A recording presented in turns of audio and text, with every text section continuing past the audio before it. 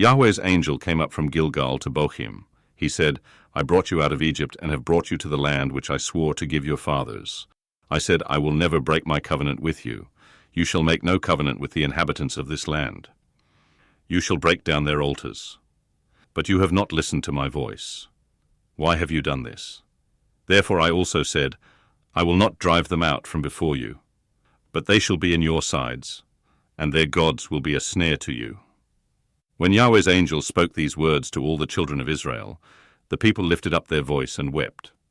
They called the name of that place Bochim, and they sacrificed there to Yahweh.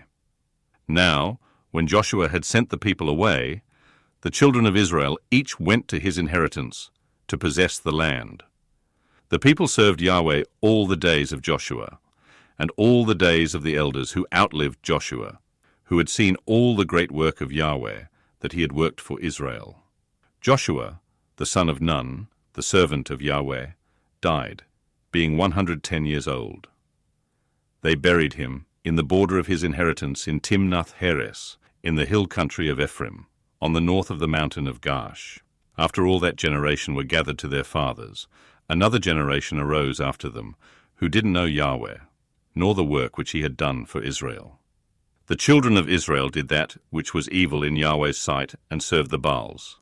They abandoned Yahweh, the God of their fathers, who brought them out of the land of Egypt, and followed other gods, of the gods of the peoples who were around them, and bowed themselves down to them.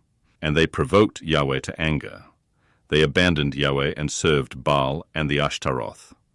Yahweh's anger burned against Israel, and he delivered them into the hands of raiders who plundered them. He sold them into the hands of their enemies all around, so that they could no longer stand before their enemies. Wherever they went out, Yahweh's hand was against them for evil, as Yahweh had spoken, and as Yahweh had sworn to them, and they were very distressed. Yahweh raised up judges who saved them out of the hand of those who plundered them. Yet they didn't listen to their judges, for they prostituted themselves to other gods and bowed themselves down to them.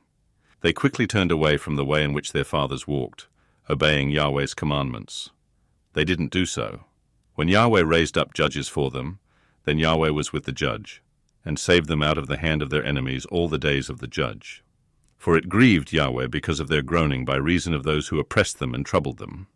But when the judge was dead, they turned back, and dealt more corruptly than their fathers, in following other gods to serve them, and to bow down to them. They didn't cease what they were doing, or give up their stubborn ways. Yahweh's anger burned against Israel, and he said, Because this nation transgressed my covenant which I commanded their fathers, and has not listened to my voice, I also will no longer drive out any of the nations that Joshua left when he died from before them, that by them I may test Israel, to see if they will keep Yahweh's way to walk therein, as their fathers kept it, or not. So Yahweh left those nations, without driving them out hastily. He didn't deliver them into Joshua's hand.